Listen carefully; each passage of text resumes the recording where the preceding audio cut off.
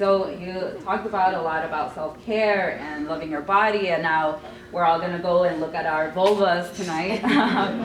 So there's this quote, loving, knowing, and respecting our bodies is a powerful and invisible act of rebellion in this society. Is this really that rebellious? And what does feminist author and public speaker Igna Musico mean? Yeah, I think it's rebellious because we've been talking about for the past few minutes, we aren't told to advocate for our pleasure. So yeah, saying, hey, I want this way it's a rebellious act, or at least it could be seen as one, right? And y'all are all rebels, right? So here's your cause. But I think it's rebellious in that we are rebelling against the scripts that we're taught. And that's important because those scripts are wrong. And your experiences to date, I'm sure, have told you that those scripts are wrong. So I thought about this for a bit, and I'm like, what is it rebellious against? I completely agree with you. There absolutely is a rebellious act. What is it rebellious against? And I came up with, it's rebellious against the idea that women in our bodies are here for male consumption, right? That's what that is, if I were going to name a script, that's one that we all grow up with, right? The Victoria's Secret models, come on.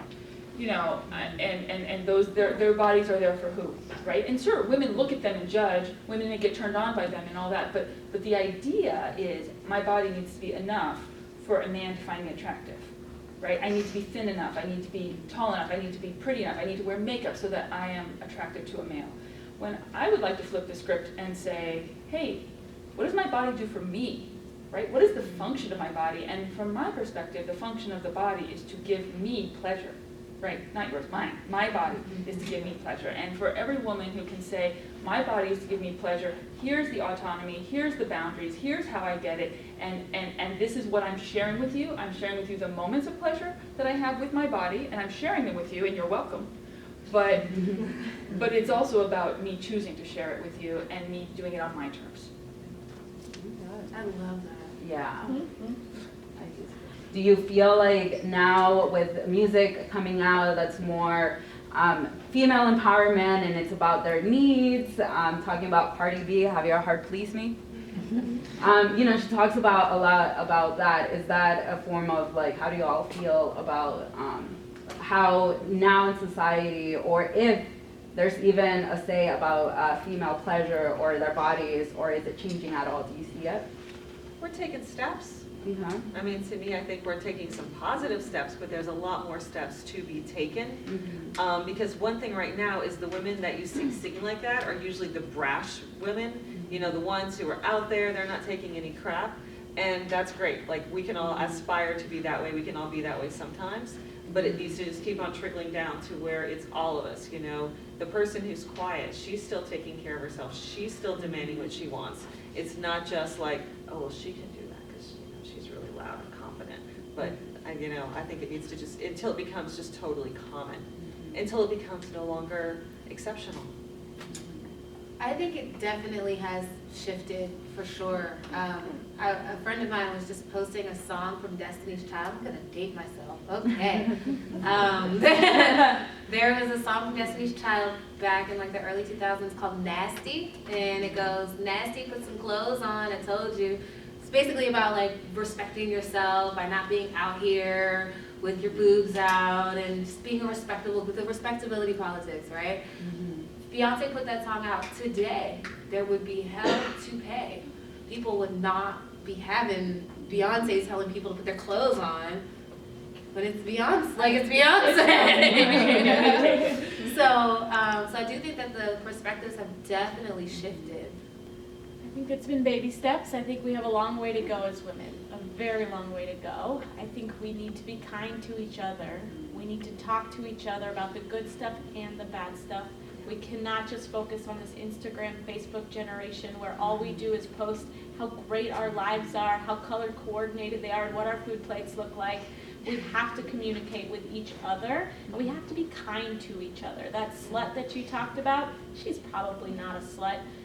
Those people who you thought in high school did dirty things, they probably didn't do most of them, and they were probably had rumors, and they're seeking significant therapy, and they're still affected by those events. And so being kind to each other as women, I think, is a part of it, because women are mean to women, men can be mean to women. It's not that easy To be a woman. And advocate for yourself, advocate for your friends, and we got a long way to go.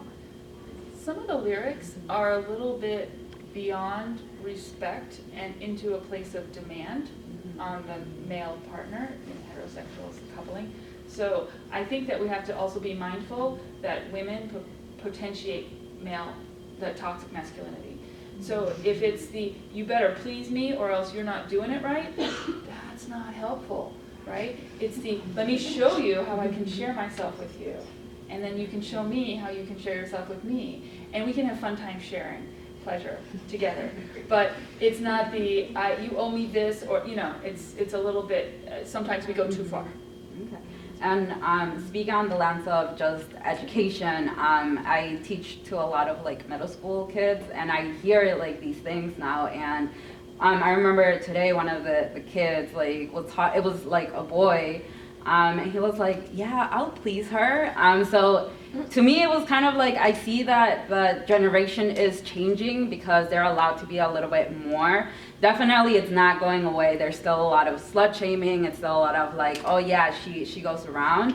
But I definitely see that in their sexuality, they're able to be more open because it's being talked about more. So I see a lot of youth who are gay, who are transgender, feeling like they can be more open, which then opens up the lens to boys who are heterosexual or women who are heterosexual, like, oh, like we can do this too. We are allowed to do this too. But yeah, definitely, it's baby steps, but they're definitely steps. Yeah.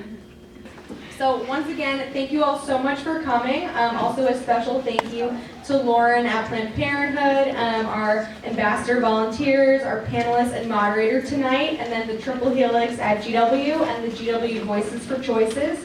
So the panelists will remain behind for a little bit after the event if you want to speak with them, have any other questions. Thank you so much. Thank you all.